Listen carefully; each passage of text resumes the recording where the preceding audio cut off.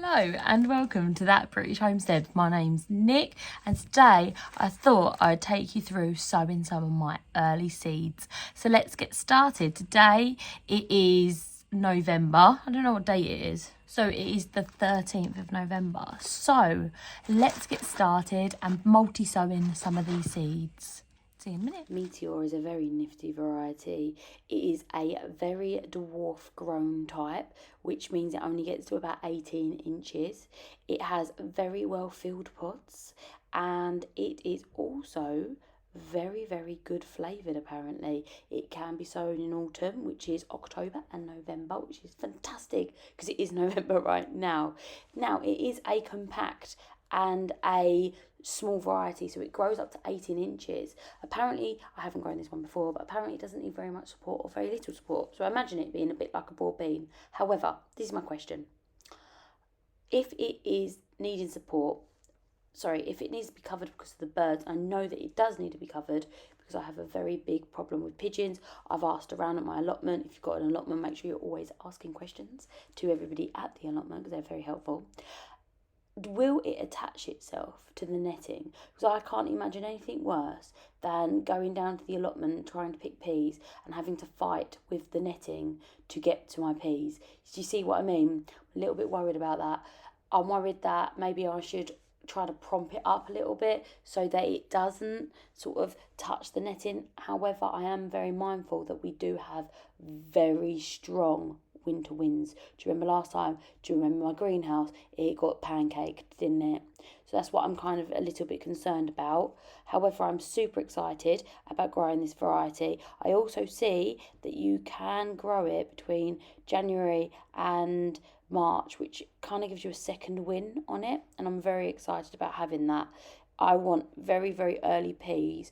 I have this idea of having a lovely roast, spring roast with peas. It sounds lovely. I'm going about like this much down. I'm going to be multi-sowing them because I just like doing that. Gives me a bit more bang for my buck. So we're going to do, whoops-a-daisy, we're going to do about 3 per cell. So I was going to say, let's count together. So 3 per cell. If you sow these, it is better. Sow them. If you soak them overnight, it is better. I tend not to do that because I kind of like spur of the moment, do everything in my life. So if I was organised, I would go ahead and do that. But you probably understand by now that I am not. You can call me a lot of things, but you cannot accuse me of being organised. Like, things will get done, but not when I expect them to be done, if you get what I mean. So if you are organised, then please let me know how. And I'm endeavouring to be organised, but in reality, it's always lastminute.com. This morning has not gone to plan. I ended up making quite a lovely breakfast, and that took me quite a long time because if you ever made hash browns from scratch, you know that they take a little minute to make. There we go, they're going really well. So these are going to be my early peas this year. I am making a conscious effort to have things all year round in the garden. So these are peas, okay? You don't eat the pods, you eat the pea. Very excited about them. The great thing about this time of year is you don't have to water them. Nature does that for you. Yay. I'm going for the little and often approach. Lots of things coming through. So everything's going quite well. These are what are called broad beans here. They're looking good. These are peas here. So the first lots of peas that I grow. So every week I'll be like sowing seeds and see what comes up, sort of thing. But yeah, these ones are going to be the first peas that I get, and then I'll get them in batches every couple of weeks. These I think are cauliflowers too, just underneath you. We've got mustards, salad leaves here. If you can see them, salad leaves. And none of this I've had to water because obviously it's been raining like crazy. This is just a plot with some grass in it. Really useful. As you see, these are the peas that I grew before those ones. So these are like the first ones I grew. they're quite good. I'm going to take them down the allotment probably next week and plant them out, and then obviously when I have this back I'll plant more peas.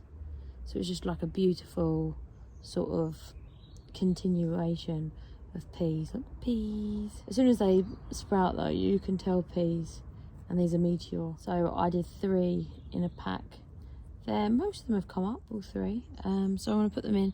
Do have to cover them up. Do have to cover those up because the birds absolutely love them. We don't really have a bird problem in the back garden, but we do at the allotment, as you probably heard me moaning about. I've left these to go to seed here.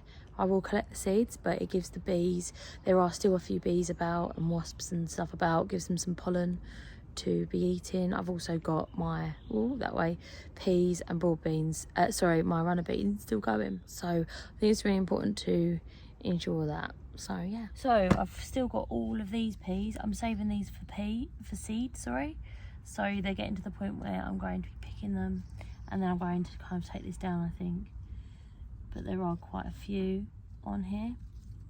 And like I said, I'm just going to save these for seed, because every year you save them, you get a better seed.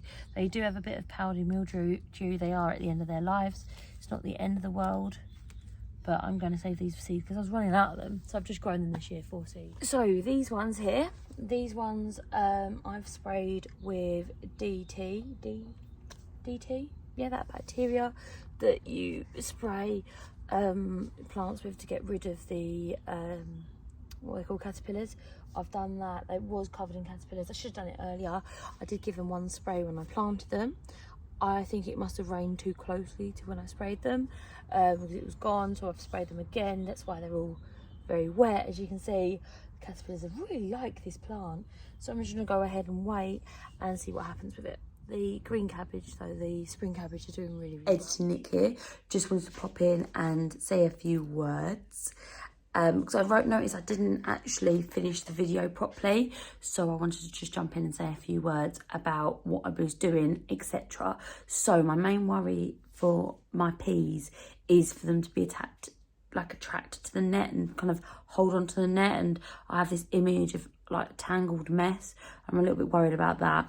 Also, I've never grown this variety before. I've grown Shiraz, which is a purple pea variety, purple podded pea variety. Wow, that's difficult to say. And that's currently in the garden, November time, still in the garden. It does have a little bit of powdery mildew, but no problem at all. These ones I do want to grow down the allotment, so that's going to be slightly different because we do have a little bit of a problem with pigeons. So the pigeons will go through and eat all of it. All right, I went to my allotment and I was speaking to some of the people that run the shop there, and they were saying that yes, pigeons will eat the peas, so do cover them. But with the netting, because it's got all them tiny little holes, I can't imagine anything worse than prizing it up to like pick a pea, right? It's going to be really awkward and something I will not enjoy. If I don't enjoy it, I won't do it. I know that, okay? If it's slightly inconvenient, we don't do it, and we know that. So I'm going to go ahead and try to make it however way possible. I know that they're going to get up to about 18 inches, which is a foot and a bit. So I was thinking more broad beans than anything else, and having a little structure like I built before for them, but I'm just worried about them attaching themselves to it. I am kind of like going in with a mindset of like what's going to be easiest for me personally, and I know that if it's going to be slightly inconvenient, I'm not going to want to ever harvest them, and then I'm going to end up with tons of pea seeds, which I don't really necessarily need. I do want to get to the point where I am feeling that hungry gap, and I feel like I do have quite a lot of variety in that hungry gap, because to be honest, cabbage gets a little bit much on a daily. I love cabbage as much as the next person, but peas are a really nice variety. Jasmine really likes shelling peas, and peas are one of the favourite things that she'll eat. So she will go in there and she'll eat the vast majority of peas, but hopefully there's 1 or 2 for me to eat as well. These are meant to be quite a sweet variety, so I'm quite excited about having that as the sort of flavour profile for a time where you have a lot of brassica flavours, but you don't have anything that's necessarily sweet, apart from, of course, frozen food, which as we are kind of like moving through, we kind of want to focus on having fresh food. That's why we grow it. I have to say, with that mindset, when you do eat seasonally, you do notice that you get to the point where you are absolutely sick of something. Like I told you about the Swede, yeah? Or I couldn't, like, I was like, if I eat another Swede, I want to go barmy, right? And now it's my favourite thing to eat. So it is that compromise of growing things that you are sick of because you aren't going to have them for a year, and growing things that you don't ever get sick of. For me, it's tomatoes, peppers, and all the summer vegetables. I could eat them until they come out my ears. I'll never get sick of them. However, the things like the brassicas and the Swede, in the wintertime, I do get a bit sick of them. I'm not going to lie to you. However, I'm craving Swede like anything. It's my favourite thing to eat, right? Above everything at the moment, at this period in time. So I do know that even though I do get, like, not annoyed, but I don't feel as grateful for them, they are very, very, very crucial to my diet. Swede and cauliflower at the moment, that is what I'm eating. I just had a roast tonight, midweek roast. So it's really important for me to have those. So I'm going to kind of compromise on what I'm wanting to grow, which is my summer fruit vegetables, and what I need to grow because I need to be able to fill that hungry gaps. And peas is a fantastic compromise because it's sweet, delicious and yummy, and you can grow them in such a long period. So it's something that we can kind of include into our diet, which is very exciting, I do know, okay?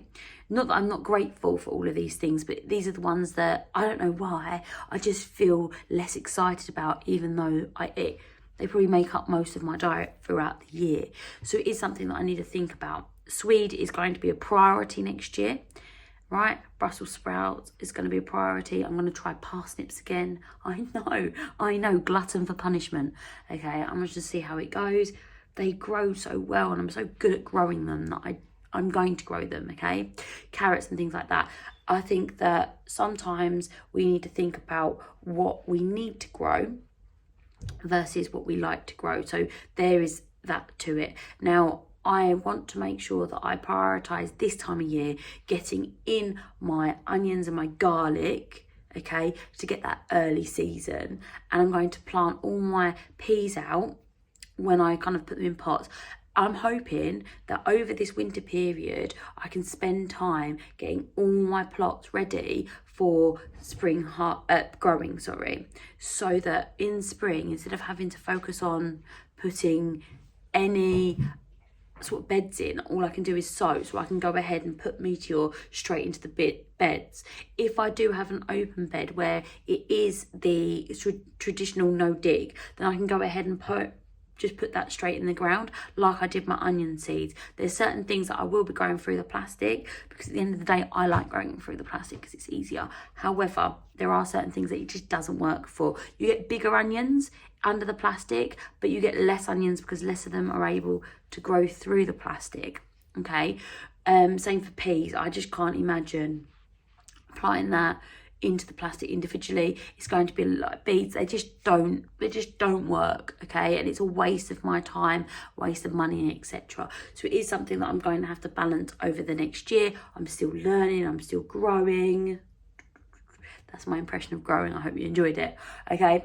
So it is one of those things that I do kind of have to have a mindset and have in the back of my mind when I'm thinking about next year. I feel like this time of year is a perfect time to think of the year ahead, and I'm so excited for next year and what I'm going to be focusing on, etc. So it is something that is constantly in the back of my mind. But these peas have made me super excited because they seem like a really great variety. I don't have to worry about the supports and structures, which is a downside of peas, because wigwams and all that sort of stuff can be a little bit to set up and take down and to make sure they don't blow over and things like that. But if they only are a short variety, probably going to come up to about my knee. That's a nice compromise. A little bit like broad beans and French beans. I always find those better, in my opinion, than the climbing beans, because once again, there's just minimum effort. Put them in, cover them up, take them off, woohoo, harvest, okay? That's how I feel about them, okay? You might feel slightly differently.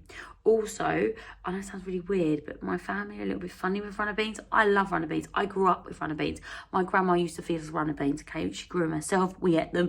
We loved them. We never complained. My family do not feel the same way. They complain that runner beans squeak when they chew them.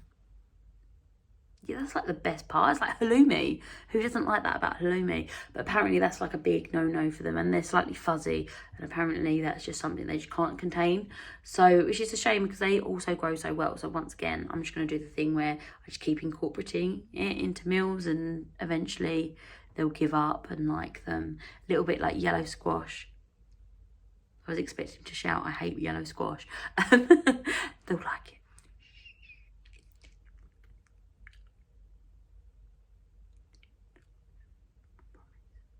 Right, so it's important to include these things into your meals, or just hide them. Still grow runner beans, and it's so good because runner beans are apparently perennial.